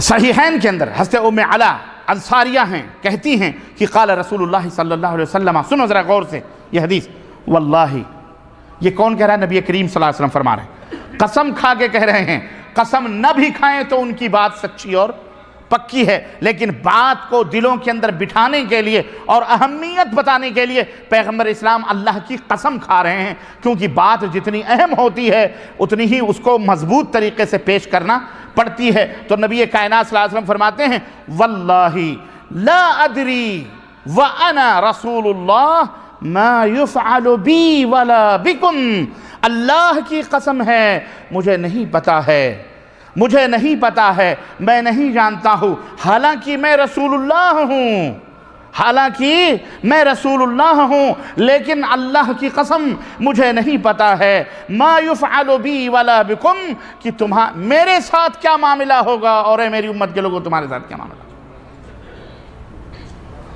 یہ ہے اللہ کا خوف۔ تم کیا سمجھتے ہو؟ ہمارے یہاں تو یاروں نے تو اللہ تو جب ان کے گدا بھر دیتے ہیں سامان، جب ان کے گدا بھر دیتے ہیں شاہان زمانہ کی جھولی، محتاج کا جب یہ عالم ہے، مختار کا عالم کیا ہوگا؟ اپنے اپنے مردوں سے سب کچھ لے لیتے ہیں۔ نبی کریم صلی اللہ علیہ وسلم تو بہت دور کہاں، ہاں کیا کیا اختیارات اور کیا کیا تصرفات دے دے کر کے تسلی لے کے بیٹھے ہوئے ہو۔ یہ اللہ کا ڈر ہے۔ یہ دیکھو اللہ، 3 آدمی اللہ کے نبی صلی اللہ علیہ وسلم کی ازواج مطہرات میں سے کسی کے پاس آئے، پوچھا اللہ کے نبی کی عبادتوں کے بارے میں۔ امہات المومنین کسی نے بتایا کہ اللہ کے نبی یہ کرتے ہیں، یہ کرتے ہیں، یہ کرتے ہیں، کرتے ہیں۔ حدیث کے الفاظ ہیں، انہوں نے اس کو چھوٹا سمجھا کہ وہ تو نبی صلی اللہ علیہ وسلم ہیں، وہ تو رسول ہیں، وہ تو سوئیں بھی، وہ جاگیں بھی، وہ بیوی بچوں کے ساتھ رہیں، ان کا کیا مسئلہ ہے، وہ تو بخشے بخشائیں، ہم تو گنہگار ہیں۔ ایک نے کہا میں ہمیشہ روزہ رکھوں گا، کبھی روزہ نہیں توڑوں گا۔ ایک نے کہا میں کبھی شادی نہیں کروں گا، بیوی کے پاس نہیں جاؤں گا۔ ایک نے کہا راتوں کو میں سوؤں گا نہیں۔ میں تقوی کی اور خشیت الہی کی میں مثال دے رہا ہوں، ہرگز پوری رات کھڑے ہو کر عبادت کرنا یہ نبی کی سنت نہیں ہے، یاد رکھو۔ پوری رات کھڑے ہو کر یا ایک ٹانگوں کے اوپر کھڑے ہو کر عبادت کرنا یہ نبی کی سنت، یا الٹے منہ کنویں کے اندر لٹک جانا یہ نبی کی سنت، یا گولر یا جھاڑ کے پیڑ کھڑے ہو کر رب کی عبادت کرنا یہ اللہ کے نبی کی سنت۔ میں وہ تقوی کا اور اللہ کی خشیت کے یہ نمونے جو آپ کو کرامتوں کے نام پر لوگوں کے کتابوں کے اندر موجود ہیں اور تم کو بتایا جا رہا ہے، نہ تم کر سکتے ہو، نہ نومن تیل ہوگا نہ رادھا ناچے گی، نہ تم الٹے منہ کنویں میں جا سکتے ہو، نہ تم ولی اللہ بن سکتے ہو۔ سیدھی سی بات ہے بھائی، سیدھی سی بات ہے۔ ایسی بات بتا دو کہ آدمی وہیں سرنڈر ہو جائے کہ بھیا ایسی ولایت کرنے کے لیے تو ہمیں تو بہت کچھ جھیلنا پڑے گا، تو بہت مشکل ہو جائے گی، ہم تو ولی بن ہی نہیں سکتے۔ تو آپ نہ ولی بن سکتے تو پھر ولی کے دامن میں لگ جائیں، بس یہی آپ کے نجات کے لیے کافی ہے۔ تو یہ طریقے پورے بتائے گئے ہیں کہ ایک صاحب تھے، وہ 7 دن شیخ حمام نہیں جاتے تھے، ہگنے موتنے بند 7 دن۔ کیا ہوا؟ حمام جاتے ہیں تو انوار الہی نظر آتے ہیں۔ لیجئے صاحب، ایسے ایسے واقعات، غیر فطری چیزیں، اعوذ باللہ استغفر اللہ، کیا دیو مالائی کہانیاں بیان کر کے ولایت کا اور جناب علی اللہ سے دوستی کے طریقے۔ میں آپ کو خوف الہی کے وہ نمونے بتا رہا ہوں کہ بتاؤ میرے نبی سے بڑھ کے اللہ سے ڈرنے والا کوئی تھا؟ میں اس حدیث کے حوالے سے میں یہ بات بتانا چاہتا ہوں کہ وہ تینوں آئے، ازواج مطہرات سے پوچھا، سوال کیا، اور یہ قسمیں کھا کر کے گئے، اور نبی کی بیویوں میں سے اللہ کے نبی کو خبر دی گئی کہ ایسے ایسے کچھ لوگ آئے تھے۔ اللہ کے نبی منبر پہ کھڑے ہوئے، انہوں نے کہا لوگو سنو، بہت زیادہ پرہیزگار بننے کی کوشش مت کرو۔ تم میں کون ہے جو مجھ سے زیادہ پرہیزگار ہے؟ تم میں کون ہے جو مجھ سے زیادہ اللہ کے بارے میں علم رکھتا ہے؟ تم میں کون ہے جو مجھ سے زیادہ اللہ سے ڈرنے والا ہے؟ تم میں کون ہے جو اللہ سے سب سے زیادہ مجھ سے محبت کرنے والا ہے کوئی؟ بولو۔ اللہ کے نبی سے زیادہ کوئی معرفت، کوئی طریقت، کوئی حقیقت اللہ کے بارے میں جاننے والا ہے؟ اللہ کے نبی سے کوئی زیادہ اللہ سے ڈرنے والا؟ اللہ کے نبی سے زیادہ کوئی اللہ سے محبت کرنے والا؟ اللہ کے نبی سے اللہ کی حقیقت کو کوئی سب سے زیادہ جاننے والا؟ ہرگز کوئی نہیں ہے، نہ پیدا ہوگا، نہ قیامت تک کوئی پیدا ہو سکتا ہے۔ اللہ کے حبیب نے فرمایا میں تم سے زیادہ اللہ سے ڈرنے والا، تم سے زیادہ اللہ سے محبت کرنے والا، تم سے زیادہ اللہ کا قریبی، تم سے زیادہ اللہ کے بارے میں جاننے والا۔ لیکن میں روزہ رکھتا بھی ہوں، روزہ نہیں بھی رکھتا ہوں، میں شادی بھی کرتا ہوں، بیوی سے بھی ملتا ہوں، راتوں کو اپنی بیویوں سے بھی ملتا ہوں، اور میں نہیں بھی ملتا ہوں۔ میری یہ سنت ہے، اور جو اس میری سنت کو چھوڑ کر کوئی اور طریقہ ایجاد کرے گا فلیسا منی، تو وہ مجھ سے نہیں ہے، میری سنت کا وہ مخالف ہے۔ تو آپ وہ طریقے اللہ کے خوف کے نہ بدلائیں کہ ہگنے مودنے سے بھی آدمی ڈنڈی مار لے۔ میری زبان ذرا ذرا کہیں کہیں پھسل جاتی ہے، اور لوگ کہتے ہیں جی بھی بزرگوں کی توہین کر رہا ہے نا۔ رقیبوں نے رپٹ لکھوائی ہے جا کے تھانے میں کہ اکبر نام لیتا ہے خدا کا اس زمانے میں۔ میری طبیعت جل جاتی ہے اس وقت جب کوئی اللہ کی توحید کی چادر کو چھیننے کی کوشش کرتا ہے، جب نبوت اور رسالت کے مقام اور مرتبے پر للو پنچو جمن سبراتی کو کھڑا کرنے کی کوشش کرتا ہے، ناپاک اور ملچ اور گندے لوگوں کو کھڑے کرنے کی کوشش کرتا ہے، تب میری زبان تلوار بنتی ہے۔ اس رسالت کے تقدس کو اور اس کی عظمت کی حفاظت کے لیے اگر ہاتھوں میں تلوار نہ صحیح تو زبان کو میں تلوار بنا لیتا ہوں۔ بڑی تکلیف ہوتی ہے۔ تکلیف ہمارے اللہ کو نہیں ہوتی جب تم ایسے للو پنچو کو نبوت کے مقام پہ لے جا کے کھڑا کرو گے، اللہ کے نبی سے زیادہ جاننے والا بیان کرو گے، اللہ کے نبی سے زیادہ علم رکھنے والا اور اللہ سے محبت کرنے والا بیان کرو گے۔ اللہ کے نبی نے فرمایا نہیں۔ کسی نے کہا ہمارے بزرگ تو وہ تھے کعبے کی چھت پر ایک ٹانگ کے اوپر پوری رات نماز پڑھی۔ ہم نے کہا لعنت اللہ علی الکاذبین، اللہ کی لعنت ہو جھوٹوں پر۔ اگر وہ بزرگ تھے، اگر وہ ولی تھے تو نبی کی سنت کے مخالف نہیں ہو سکتے۔ لیکن تم نے کس کس کو کیا کیا کہاں کہاں بنایا، بہرحال اللہ تعالیٰ ان سے نپٹے گا۔ عرض کرنے کا مطلب یہ ہے کہ تقوی اور پرہیزگاری اور خوف الہی کے وہ نمونے سنو نہ، تم یہ جو آج ہمارے 14 صدی یا یہ لال پیلی کتابوں میں تمہیں ملے گی نا، یہ نہ تمہیں صحابہ میں ملے گی، نہ انبیاء میں ملے گی، نہ تابعین میں ملے گی، نہ تبع تابعین میں ملے گی۔ یہ سب شیطانی فطرت رکھنے والے ہیں۔ انہی لوگوں میں اولیاء اور شیاطین جو ہیں یہی سب چونچلے ان کے ہاں ملیں گے۔ کوئی کچھ کر رہا ہے، کوئی کچھ کر رہا ہے، الغرض استغفر اللہ۔ بہرحال میں کہاں تک جاؤں، کیا بتاؤں آپ کو۔ سنو، حضرت عائشہ رضی اللہ تعالیٰ عنہ کہتی ہیں کہ سألت رسول اللہ صلی اللہ علیہ وسلم عن هذه الآیہ، ایک آیت کریمہ نازل ہوئی، میں نے اس آیت کے مفہوم کے بارے میں نبی صلی اللہ علیہ وسلم پوچھا، والذین یؤتون ما آتوا وقلوبهم وجلہ، کہ جو لوگ اللہ کی راہ میں دیتے ہیں، جو دیتے ہیں اور پھر ان کے دل کپ کپاتے رہتے ہیں، لرزتے رہتے ہیں۔ میں نے اس آیت کے بارے میں اللہ کے نبی سے پوچھا کہ جب اللہ کی راہ میں دیتے ہیں تو وہ کپ کپاتے کیوں ہیں، ان کے دل ڈرتے کیوں ہیں؟ کیا وہ شراب پیتے ہیں؟ کیا وہ زنا کرتے ہیں؟ کیا وہ یشربون الخمر ویسرقون؟ کیا وہ چوری کرتے ہیں؟ قال لا یا بنت الصدیق، اللہ اکبر، لا یا بنت الصدیق۔ نبی نے بھی ابو بکر کو صدیق، یہ صدیق کی بیٹی، یہ بات نہیں ہے جو تو سمجھ رہی ہے، صدیق کی بیٹی۔ اللہ، کیا پیارا خطاب تھا ابو بکر صدیق کو۔ اور ظالم نام لے کر کے جلتے ہیں، نام لے کر کے۔ ایک رافضی خبیث نے یوٹیوب پہ میں نے دیکھا لکھا ہوا ہے کہ میں کبھی زندگی بھر عمر کے دروازے سے، جو باب عمر ہے مدینے میں، اس باب عمر سے کبھی داخل نہیں ہوا۔ تو کسی اہل السنہ والجماعہ کے کسی سلفی شخص نے اس کے اوپر نوٹ لگائی کہ قربان جائیں عمر، تیرے مرنے کے بعد بھی تیرے دشمنوں کے شیطان تیری گلی سے بھاگ جاتا ہے۔ ہاں، تیرے مرنے کے بعد بھی شیطان تیری گلی سے بھاگ جاتا ہے۔ یہ میرے نبی کا معجزہ، تو یہ سے شیاطین کا کیا ہے؟ ہاں، صدیق کی بیٹی، یہ بات نہیں ہے۔ بات کیا ہے؟ اللہ کے نبی نے فرمایا بات یہ ہے وَلَكِنَّهُمُ الَّذِينَ يَصُومُونَ وَيَصُلُّونَ وَيَتَصَدَّقُونَ وَهُمْ يَخَافُونَ أَلَّا تُقْبَلَ مِنْهُمْ اللہ اکبر أُولَٰئِكَ يُسَارِعُونَ فِي الْخَيْرَاتِ۔ نہیں، ایسی بات نہیں۔ وہ اللہ کی راہ میں خرچ کرتے ہیں، صدقہ کرتے ہیں، وہ ایسا نہیں کہ وہ شراب پیتے ہیں، نہیں، بلکہ وہ نماز پڑھتے ہیں، روزہ رکھتے ہیں، حج کرتے ہیں، سب کچھ کرتے ہیں، لیکن اللہ سے اس بات پر ڈرتے ہیں کہ کہیں یہ صدقہ اللہ کے ہاں قبول نہ، ایسا نہ ہو کہ یہ صدقہ مردود ہو جائے، اس بات سے ڈرتے ہیں کہ اللہ کہیں اگر قبول نہیں کیا تو کیا فائدہ، اس سے ڈرتے ہیں۔ آج تو ہم نے 4 رکعت نماز پڑھی، ظہر پڑھ لی، مغرب پڑھ لی، عشاء پڑھ لی، تو ہم سمجھتے ہیں خلاص جنت کا ٹکٹ ہم لے کے بیٹھ گئے۔ ہرگز نہ سوچو، یہ حدیث پاک ہمیں بتاتی ہے کہ تم نیکیاں کرتے رہو لیکن اللہ سے ڈرتے رہو کہ کہیں ایسا نہ ہو کہ اللہ اسے مردود کر دے۔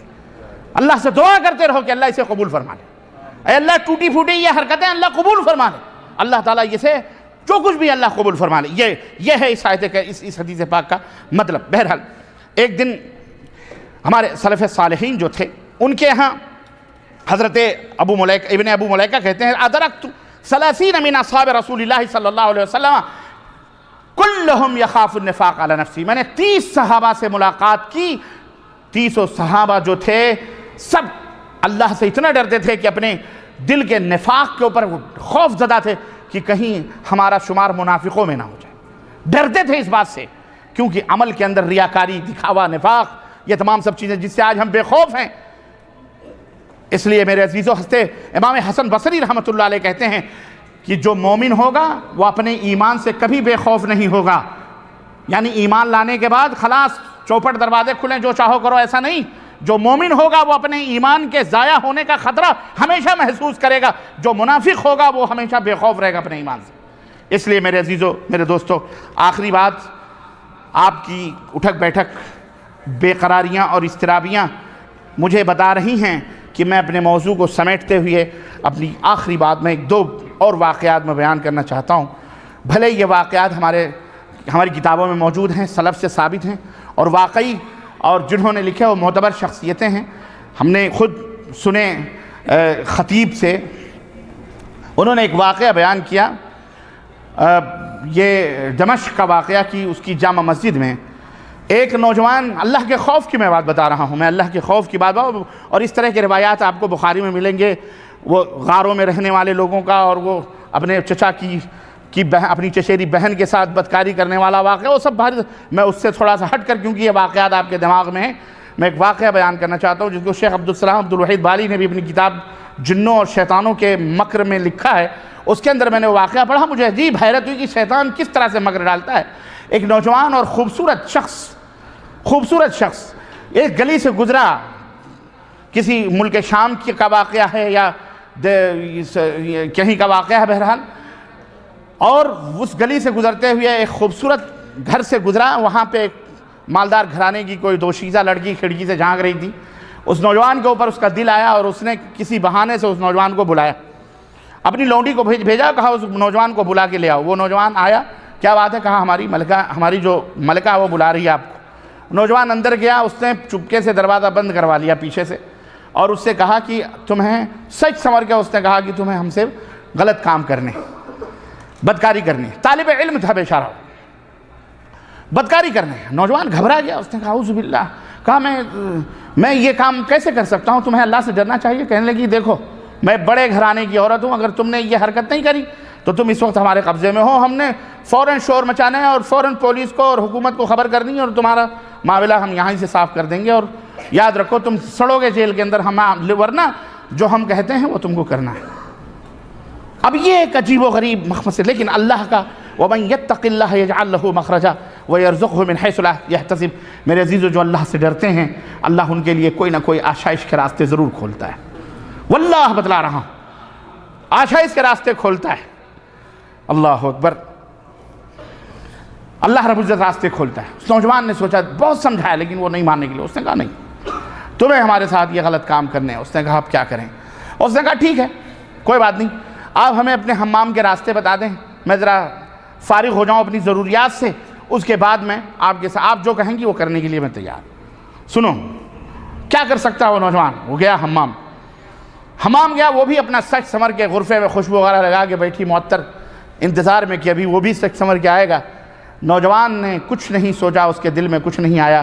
پہلے زمانے میں فلش ٹائپ کے یہ حمامات ٹوائلٹس نہیں ہوتے تھے، کھڈیاں ہوتی تھیں، باہر سے بھنگنے اپنا کما کے چلی جاتی تھیں پیچھے گھروں کے پیچھے سے۔ آج بھی بہت سارے پرانے گھروں میں، گاؤں میں، دیہاتوں میں اس طرح کی ہوتی ہیں۔ بہرحال اس نوجوان نے اللہ کا خوف، اللہ کا ڈر، اس نے وہ سارے پیخانے جو پڑے ہوئے تھے اپنے جسم کے اوپر ملنا شروع کر دیا۔ اپنے منہ پر، اپنے سر پر، اپنے جسم پر، پورے بدن پر وہ بدبودار پیخانے مل کر وہ اسی حالت میں اس لڑکی کے کمرے میں جب داخل ہوا، اس نے کہا میں حاضر ہوں۔ اس نے جب اس کی یہ کیفیت دیکھی، بدبو سے پورا گھر پھٹ پڑا، اس نے کہا نکال اس منحوس کو، نکال دے اس کو، نوکرانی سے کہا بھگا اس کو۔ اللہ اکبر، وہ نوجوان کو نوکرانی نے بھگا دیا، دروازہ بند کر دیا اور نوجوان باہر نکلا۔ شیخ نے لکھا ہے اور تاریخ میں بھی ان کا نام آیا ہوا ہے، کہیں میں بھول رہا ہوں اس وقت، مرتے دم تک اللہ نے اس نوجوان پر یہ مہربانی کری، مرتے دم تک اس کے جسم سے وہ پیخانہ نہیں بلکہ جس گلی سے گزرتا تھا اس کے جسم سے خوشبو پھوٹتی تھی۔ یہ اللہ کا خوف تھا، یہ وہ اللہ کا ڈر تھا کہ اللہ رب العزت کے خوف سے اس نے اس گندگی کو اپنے جسم پہ ملا تھا، لیکن وہ گندگی بھی کیا ہو گئی؟ خوشبو میں تبدیل ہو گئی۔ یہ رب اللہ جس کو چاہے جو کر دے۔ اسی طرح سے دمشق کی مسجد میں اس طرح سے ایک نوجوان بھوکا، 3 دن کا بیچارہ طالب علم پریشان، اب اس کو کوئی کھانے پینے کا، غربت بھی جو طالب علم ہیں، علماء طلباء سب جانتے ہیں کہ کس طرح سے کچھ نہ کوئی مرحلے آتے ہیں زندگی کے اندر۔ وہ نوجوان پریشان بھوک و پیاس سے، کیا کرے، کچھ بھی نہیں سمجھ میں آ رہا اس کو، کسی کے سامنے خود ہی ہاتھ بھی پھیلانے پہ نہیں وہ کر رہی ہے۔ اس نے مسجد کی چھت کے اوپر چڑھ گیا وہ، اور چڑھ کر کے وہ ادھر ادھر اس نے نظر دوڑائی، اس کو کچھ سمجھ میں نہیں آیا تو دیکھا کہ ایک گھر سے کوئی دھواں اٹھ رہا تھا، اس گھر کی چھت پر گیا تو اس کو خوشبو سی کھانے لگی، بھوک نے اس کو مجبور کیا، اور وہ شخص اس گھر کے اندر داخل ہوا چوری کی نیت سے، طالب علم وہ گیا اور دیکھا کہ سوریا کی ایک خاص ملک شام کا ڈش ہے، بیگن اور کچھ چیزیں ملا کر کے اس کو بنائی جاتی ہیں، وہ چیز وہ پتیلے میں پک رہی تھی اور کچن خالی تھا، گھر میں کوئی بھی نہیں تھا۔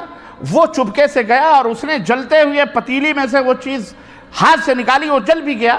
جب اس نے ہاتھ سے نکالا اس کو جلا، اس وقت اس کے دل نے کہا کہ یہ دنیا کی جلتی ہوئی آگ اللہ کے بندے تو اٹھا گئے، اپنے پیٹ کی آگ بجھائے گا، کل اگر قیامت کے دن تجھے اللہ جہنم میں ڈالے گا تو اسے تو کیسے برداشت کر سکتا ہے؟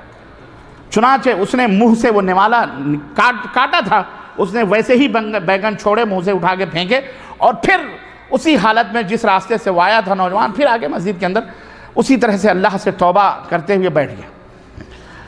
استاد آئے، استاد نے درس دی، پڑھانے کے بعد میں ابھی استاد پڑھائی ختم ہوئی کہ ایک شخص ایک بڈھا اپنے ساتھ ایک عورت کو لے کر کے مسجد کے دروازے پہ آیا، اور اس نے شیخ سے کہا شیخ میری یہ بچی ہے، یتیم ہے، میں اس کا چچا ہوں، اس کی شادی ودی نہیں ہوئی ہے، میں اس کی شادی جو ہے کسی نوجوان سے، نیک صالح نوجوان سے کرنا چاہتا ہوں، تو آپ بتائیں کسی طالب علم کو کہ میں اس سے نکاح اس کا کروانا چاہتا ہوں۔ سنیں آپ، شیخ نے ادھر ادھر نظر دوڑائی، اساتذہ بھی ہوتے ہیں، بڑے بڑے لوگوں کو ذرا کم ہی پوچھتے ہیں، جو ان میں غریب غریب ہوتے ہیں انہی کے گلے باندھنے کی کوشش کر دیتے ہیں۔